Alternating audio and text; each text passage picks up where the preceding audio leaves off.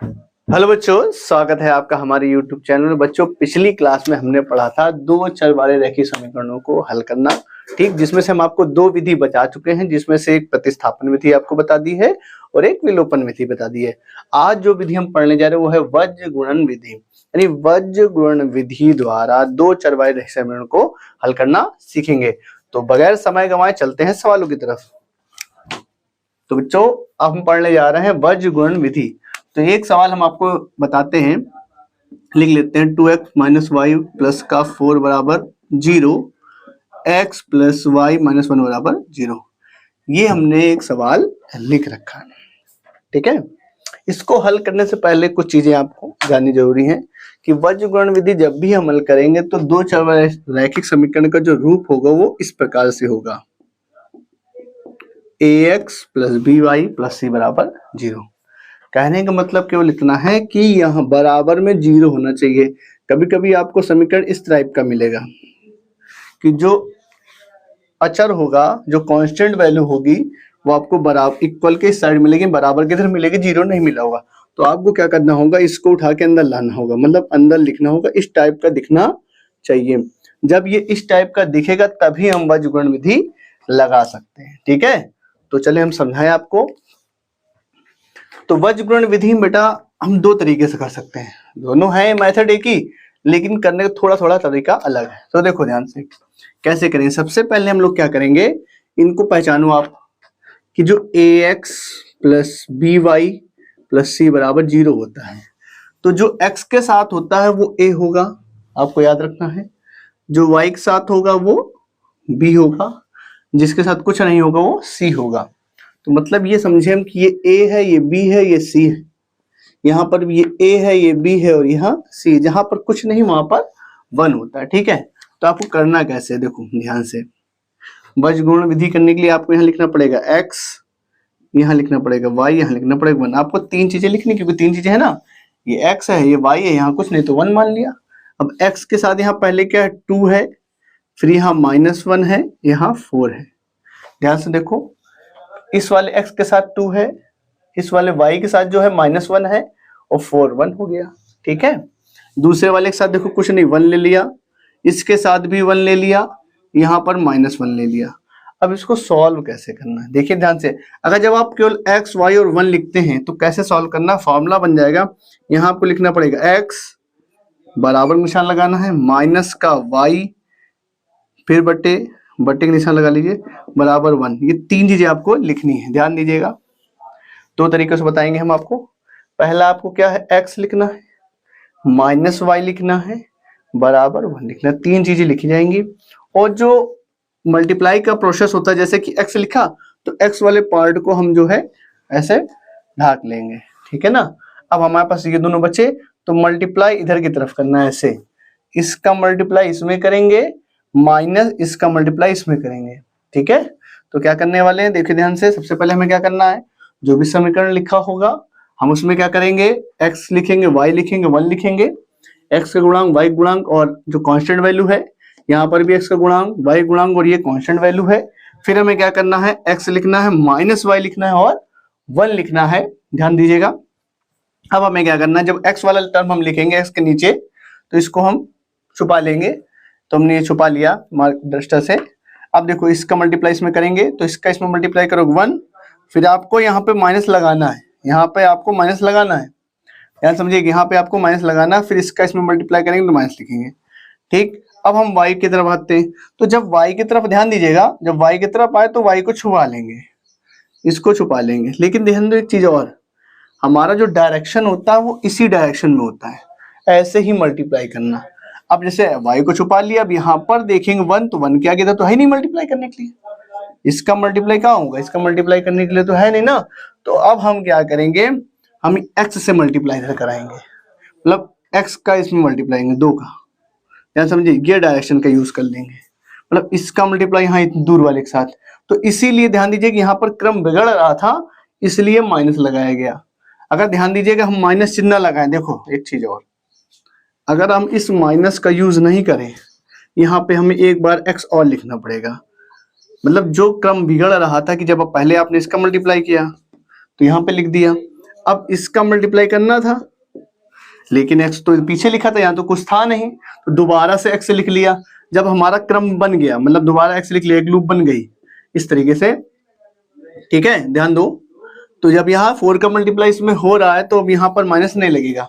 लेकिन अगर जैसे हम जब यहाँ x नहीं लिखते हैं, ध्यान समझो, अगर x हम यहाँ पर नहीं लिखते हैं तो हमें इस यहाँ उल्टा मल्टीप्लाई करना पड़ेगा, इसका मल्टीप्लाई इसमें करना पड़ेगा, मतलब बीच वाला मान लो है नहीं भी, थोड़ी देर तो इसका मल्टीप्लाई इसमें करना पड़ेगा ना।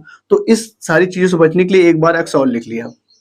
समझ रहे होगे कि ध्यान दीजिएगा, क्रम बिगड़ रहा था, इस क्रम को बिगड़ने की सही करने के लिए क्या किया, दोबारा x लिख दिया। जब दोबारा x लिख दिया तो हमारा क्रम बन गया, और जब दोबारा क्रम बन गया तो यहाँ माइनस लिखने की कोई जरूरत नहीं है। अगर माइनस हम लगाते हैं यहाँ पर तो हमें ये लिखने की जरूरत नहीं है, फिर उल्टा ही क्रम में कर लेंगे। समझ रहे हो? चलिए ध्यान दीजिए, उम्मीद करें समझ में आ रहा होगा। अब हम क्या करें, हमने माइनस हटा दिया। अगर आप माइनस लगाते हो, देखो अभी ध्यान दीजिए एक चीज हो, देखो अभी आप ऐसे मल्टीप्लाई करो, देखो 4 आ रहा है, 4 आ रहा है नहीं आता। देखो जब इसका भी मल्टीप्लाई, यहाँ पे y को हमने छुपा लिया था क्योंकि y लिखना है ना, तो y को हमने छुपा लिया। अभी अगर आप मल्टीप्लाई करते हो तो इसका मल्टीप्लाई इसमें होगा तो 4 आएगा, माइनस लगाते हैं, इसका मल्टीप्लाई माइनस का 2 आएगा। जब माइनस का 2 आएगा तो माइनस माइनस क्या हो जाएगा, प्लस हो जाएगा। ठीक है, तो देखो यहाँ 4 + 2 आया। लेकिन अगर हम इसको अभी ऐसे ना लिखते, मान लो इसको ना लिखते और फिर हमें इसको छुपाना पड़ता, फिर हमें जब इसका मल्टीप्लाई करते तो क्या होता, देखो 2 का मल्टीप्लाई 1 में होता ना, तो माइनस का 2 आता और फिर आता, जब इस 1 का 4 में करते तो माइनस का 4 आता, तो यहाँ पर माइनस का 6 आता कि नहीं आता, यहाँ पर आता माइनस का 6। और जब x नहीं लिखते तो हमने बताया था ना, यहाँ माइनस लिखते हैं। देखो यहाँ पे जब माइनस लिखते हैं, माइनस का 6 लिखते हैं, तो बात वही आती कि नहीं आती, माइनस माइनस प्लस हो जाता। ठीक, तो कोई दिक्कत नहीं। अगर आप माइनस लगाते हो तो सारी झंझटों से बचने के लिए सबसे बढ़िया तरीका है कि आप यहाँ x 2 बार लिख लीजिए, माइनस माइनस का झंझट खत्म, कि भाई माइनस लगाना पड़ेगा नहीं। तो ध्यान रखिएगा, अगर आप इस x को नहीं लिखते हो और इसका मल्टीप्लाई यहाँ करना पड़ेगा तो यहाँ माइनस लिखना पड़ेगा। अगर आप x y 1 फिर x लिख लेते हो तो यहाँ माइनस लगाने की कोई जरूरत नहीं है। उसी क्रम में पहले आपने इसका मल्टीप्लाई किया, माइनस इसको किया, अब इसका मल्टीप्लाई करेंगे तो 4 हो जाएगा, माइनस यहाँ माइनस लगाते हैं, इसका मल्टीप्लाई माइनस का 2 आएगा। ठीक है, माइनस माइनस प्लस हो जाएगा। अब जब 1 लिखेंगे, ध्यान दीजिएगा, अब 1 की बारी आई तो 1 को छुपा लिया, 1 को छुपा लिया ना। अब 1 x है ना, ये तो x ये भी है, तो इसका ऐसे मल्टीप्लाई करेंगे। ठीक, मतलब अब आगे हमें क्या मिल रहा है, ये दोनों तो हैं, मतलब x है तो y होना चाहिए, अलग बात है। यहाँ पे देखिए इसका मल्टीप्लाई करा लेंगे तो 2, इसका मल्टीप्लाई के माइनस का आएगा -1।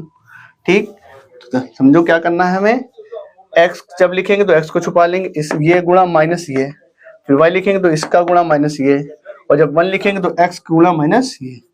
इतना प्रोसेस है छोटा सा, और इससे आंसर बड़ी जल्दी आ जाता है। वज्र चाहे विलोपन विधि हो चाहे प्रतिस्थापन विधि हो, थोड़ा सा आंसर देर में देते हैं लेकिन ये आंसर बहुत जल्दी दे देता है। अब देखो क्या करेंगे, इतना काम हमने कर लिया। अब हम क्या करने वाले, इसको सॉल्व कर लेते हैं। इससे आएगा -3, ये हो जाएगा 6, ये हो जाएगा 3। ठीक है, अब आपको क्या करना है, फर्स्ट के साथ थर्ड ले लेना, सेकंड के साथ भी थर्ड लेना है।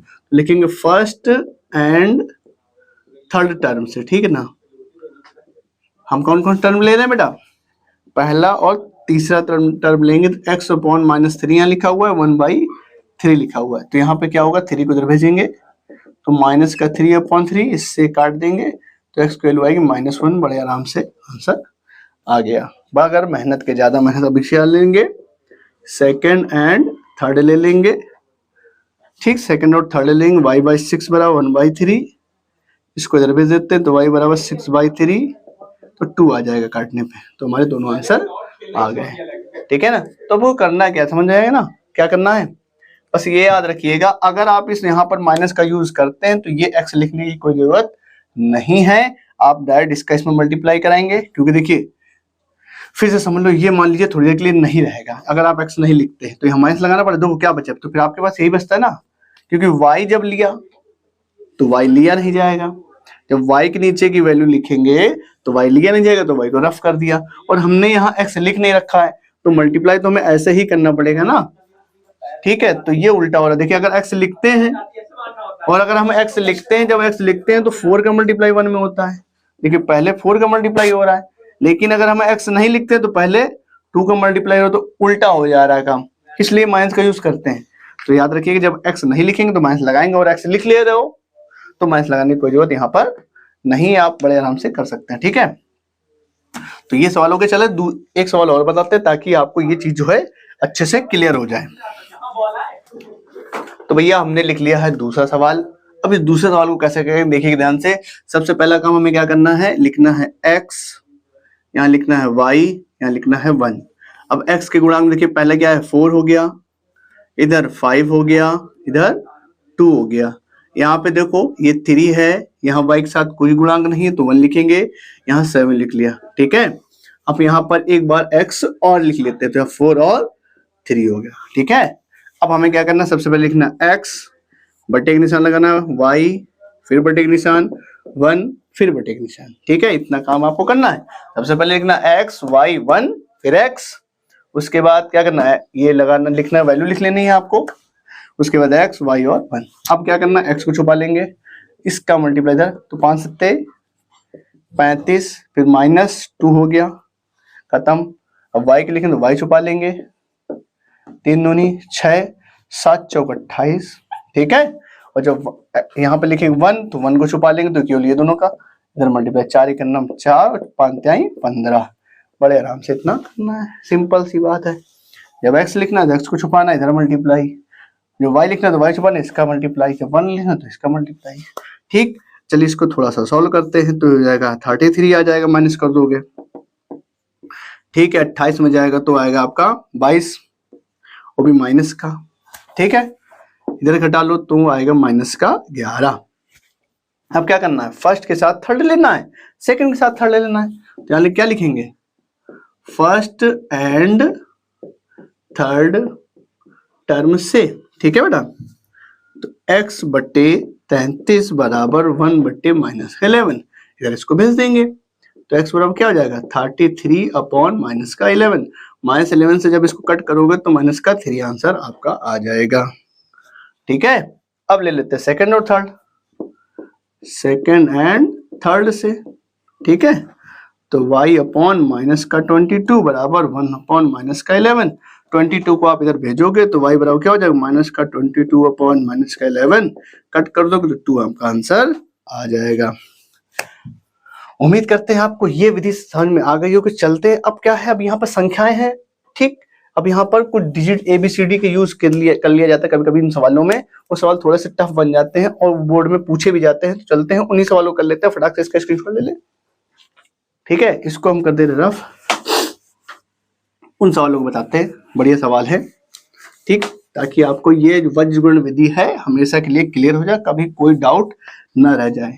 ठीक, एक सवाल हमने लिखा है, बहुत बढ़िया है, mx माइनस का ny बराबर m स्क्वायर प्लस का n square x plus y बराबर 2m। ठीक है, तो ये सवाल है। अब ध्यान दीजिएगा, हमने आपको बताया था कि बराबर में 0 होना चाहिए। मतलब क्या होगा, इस इक्वेशन को आप इधर लिखेंगे, इसको अंदर लेके आएंगे तो हो जाएगा mx प्लस माइनस का ny माइनस का m स्क्वायर प्लस का n स्क्वायर। हम इसको पूरा ब्रैकेट लगा के ले जा रहे हैं, इसलिए ब्रैकेट के बाहर माइनस लगेगा। अगर ब्रैकेट ना लगाते तो ये भी माइनस होता और ये भी माइनस होता। अब इस वाले को हम क्या लिख सकते हैं, -2m जाएगा तो x प्लस का माइनस का 2m बराबर 0, यहाँ पर भी बराबर हो गया 0। अब ये मानक रूप में हमारी इक्वेशन हो गई है। अब सॉल्व करने पूरा वही तरीका बेसिक, क्या पहले लिखेंगे बेटा x, फिर y, फिर 1। ठीक है, तो x का वो यहाँ पर एक बार और x लिख लेंगे। ठीक, तो अब लिखिए, यहाँ पर हो गया m माइनस n माइनस का m स्क्वायर प्लस का n स्क्वायर, और x का फिर से लिख लिया m, ये गुणांक लिख लिए। फिर दूसरे वाले में भी m को यहाँ 1 है, यहाँ पर भी 1 है, ये माइनस का 2 है, यहाँ 1। ठीक है, एक काम हो गया। मतलब पहला काम तो यही है, x y 1 लिखना, फिर से x लिखना।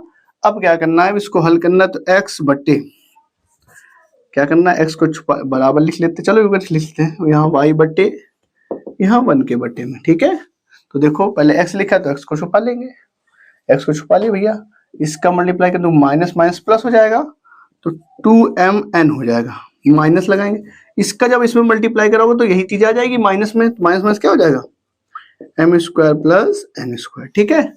अब वाई वाले को छुपा लेते हैं, इसका मल्टीप्लाई इसमें करेंगे तो माइनस का एम स्क्वायर प्लस का एन स्क्वायर, माइनस इसका जब इसमें मल्टीप्लाई कराओगे तो माइनस का 2m स्क्वायर आएगा तो प्लस का 2m स्क्वायर हो जाएगा।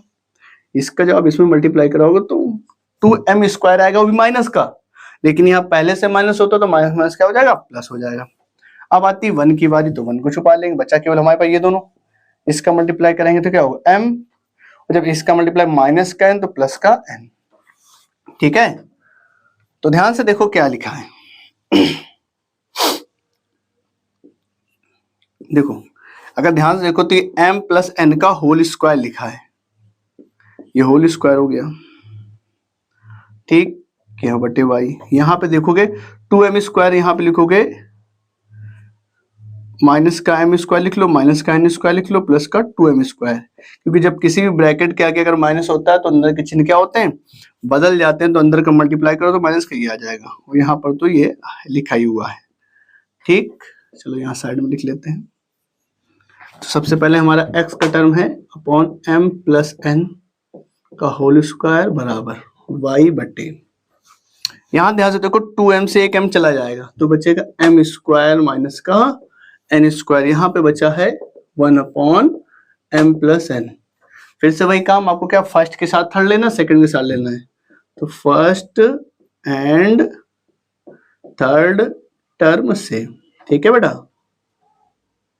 चलो ले लिया हमने, लेने के बाद क्या करोगे, x बट्टे m प्लस n का पावर 2 बराबर 1 अपॉन m प्लस n, ठीक है बच्चा।